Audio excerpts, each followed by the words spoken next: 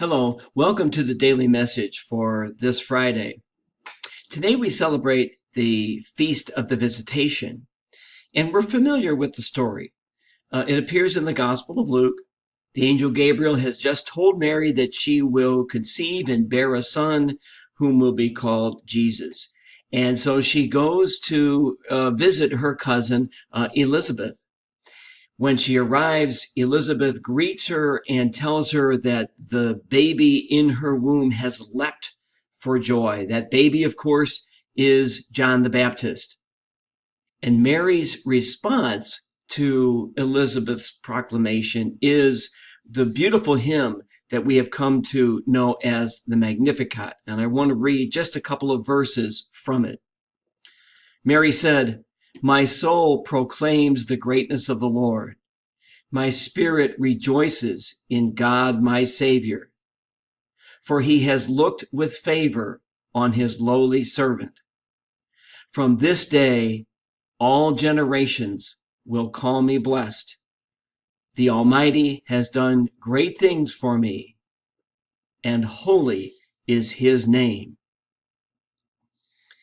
Mary's hymn, Mary's Magnificat, is our hymn to God as well, because we all proclaim the greatness of the Lord in what we think and say and do.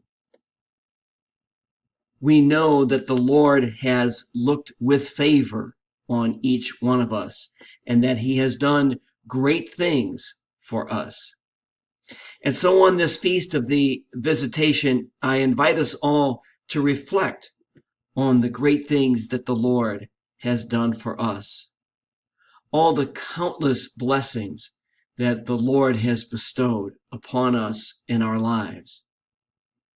And I ask us too today to reflect upon the great trust, the incredible trust that God has for us, in that he has called us to be his messengers on earth.